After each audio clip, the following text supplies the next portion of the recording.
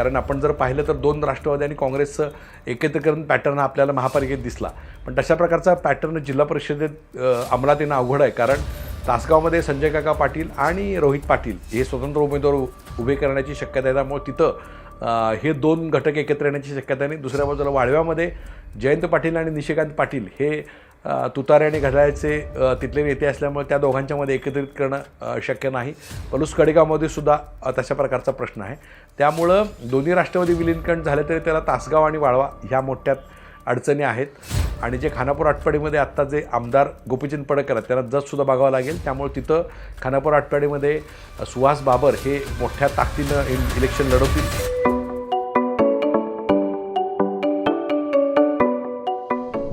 नमस्कार, मी हनुमंत मोहिते, हनुमंतमोहिते.सोनेरा या माझ्या यूट्यूब चॅनलवर आपल्या सगळ्यांचं स्वागत आहे.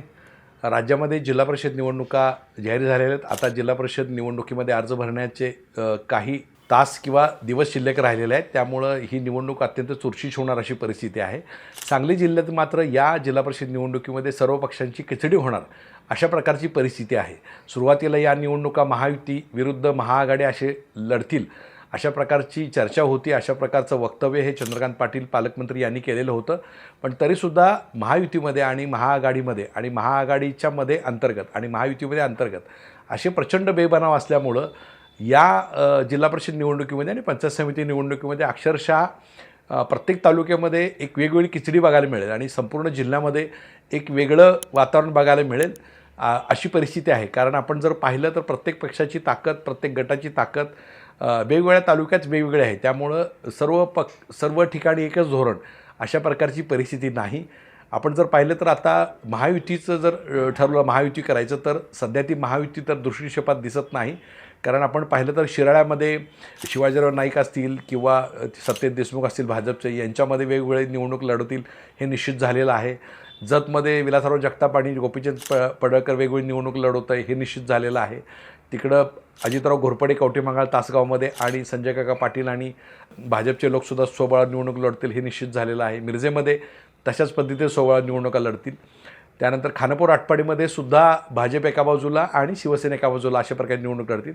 त्यामुळं सर्व ठिकाणी महायुती होण्याची शक्यता नाही आहे. अशाच प्रकारची स्थिती ही दोन्ही राष्ट्रवादी विलीनीकरण किंवा एकत्रीकरणाचा विषय होता जो नगरपालिकेत होता, त्यालासुद्धा अडचणी आहेत. कारण आपण जर पाहिलं तर 2 राष्ट्रवादी आणि काँग्रेसचं एकत्रीकरण पॅटर्न हा आपल्याला महापालिकेत दिसला, पण तशा प्रकारचा पॅटर्न जिल्हा परिषदेत अंमलात येणं अवघड आहे. कारण तासगावमध्ये संजय काका पाटील आणि रोहित पाटील हे स्वतंत्र उमेदवार उभे करण्याची शक्यता आहे. त्यामुळे तिथं हे 2 घटक एकत्र येण्याची शक्यता नाही. दुसऱ्या बाजूला वाळव्यामध्ये जयंत पाटील आणि निशिकांत पाटील हे तुतारे आणि घड्याळाचे तिथले नेते असल्यामुळे त्या दोघांच्यामध्ये एकत्रित करणं शक्य नाही.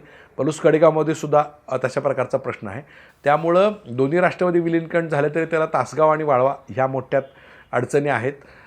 काही ठिकाणी तासगाव आणि जर आपण कवठेमहांकाळ बघितलं तर तिथं भाजपची अवस्था अतिशय कमजोर आहे. म्हणजे आपण जर पाहिलं असेल तर तासगाव नगरपालिका निवडणुकीमध्ये भाजपच्या अनेक उमेदवारांचं डिपॉझिट जप्त झालेलं होतं.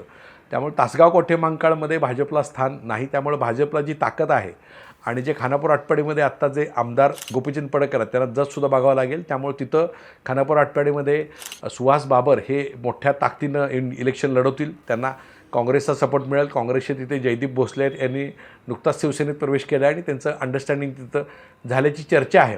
त्यामुळे तिथं भाजपला प्रयत्न करावे लागतील. भाजपचे 2 तालुके हे त्यांच्याकडे कमजोर असल्यामुळेचा प्रॉब्लेम आहे आणि 2 तालुक्यामध्ये शिवसेना त्यांच्यासमोर तगडी आहे.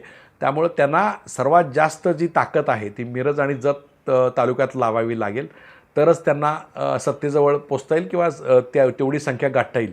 वाळव्यामध्ये सुद्धा त्यांना बरंच झुंजावं लागेल. तिथंसुद्धा महायुती करून म्हणजे मग अजित पवारांची राष्ट्रवादी असेल, शिवसेना असेल अशा प्रकारची युती करून लढावं लागेल. त्याच्यामध्ये नेमकं आपल्याला आठवत असेल नगरपालिका निवडणुकीत काही अंतर्गत कुरबुरी झाल्या, पण त्या सगळ्या विसरून त्यांना जिल्हा परिषदमध्ये एकत्रित म्हणजे प्रत्येक तालुक्यामध्ये एक वेगळा विषय आपल्याला दिसतो.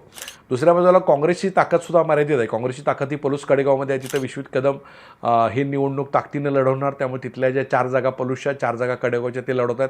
तिथं भाजपचे पृथ्वीराज देशमुख आणि संग्राम देशमुख यांच्यामध्ये मतभेद आहेत.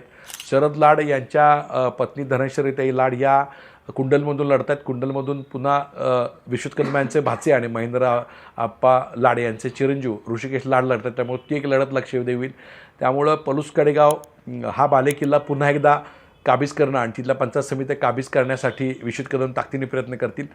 जतमध्ये काँग्रेसची ताकद आहे. जतमध्ये विक्रमसिंग सावंत जे माजी आमदार आहेत ते आणि जे नगरपालिका निवडून एकत्र आलेले नव्हते ते विलासराव जगताप, त्या सगळ्यांनी मिळून युती केलेली आहे. त्यामुळे तिथंसुद्धा 4 जागा 3 जागा 1 जागा अशा प्रकारची वाटणी होऊ शकते.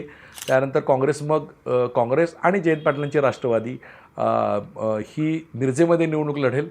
त्यामुळे मिरजेमध्ये नेमकं काय होते बघायला पाहिजे. पण प्रत्येक वेळेला जिल्हा परिषद निवडणुकीमध्ये ही खिचडी निवडणूक होणार असल्यामुळं नेमकं कुठल्या पक्षाला कुठल्या तालुक्यातनं यश मिळते आणि कुठल्या तालुक्याला कुठं सक्षम उमेदवार मिळतात त्याच्यावर ह्याच्यामध्ये बरीचशीच गणितं आहेत.